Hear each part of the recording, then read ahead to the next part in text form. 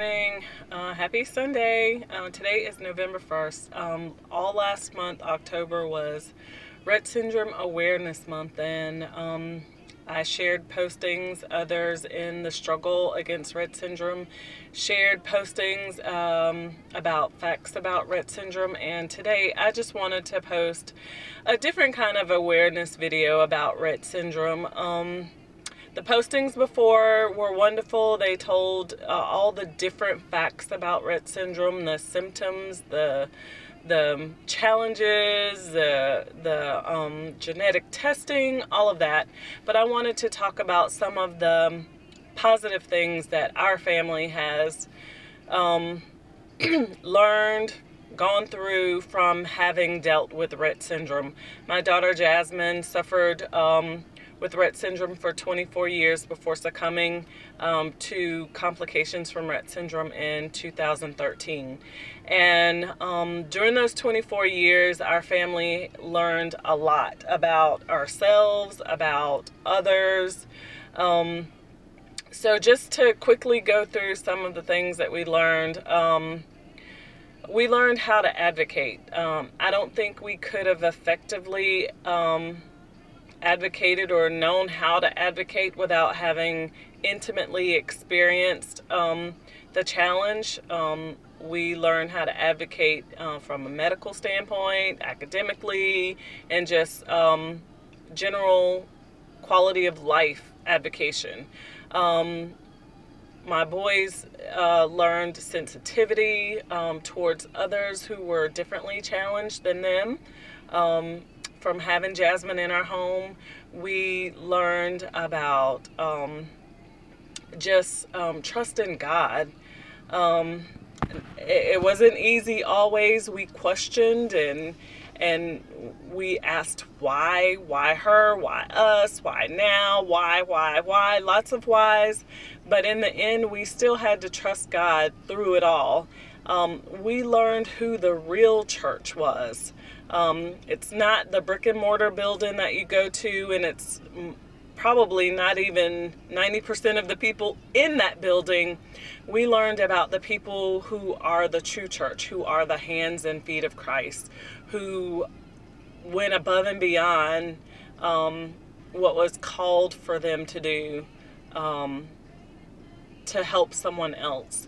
That help came in financially sometimes. That help came with someone just coming to sit in the hospital so I could go home and take care of my boys or get some sleep, or somebody. The help even came once from a doctor who was a Christian who called me and said, "Get here now. The people who are caring for your child are trying to release her and she will die if something isn't done." So those are the hands and feet of Christ. We learned about just being tenacious and not giving up, fighting until the end and never quitting, and always moving forward. Keep it moving forward. What can we do better, different the next time? We learned about just priority, putting first things first. What things are most important to you? The things that are most important should get the majority of your energy, your time, your focus. And through this challenge, we definitely learned how to put first things first, and family was first.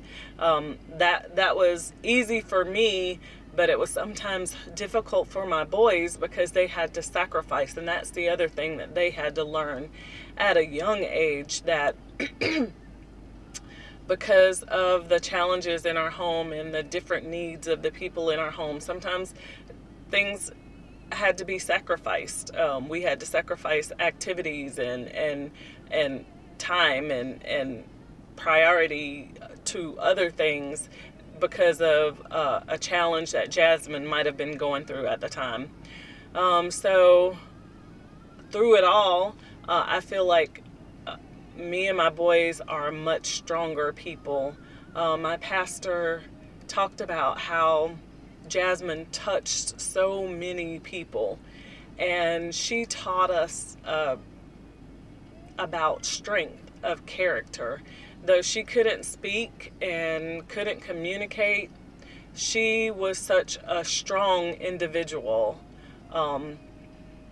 And she endured like a great soldier.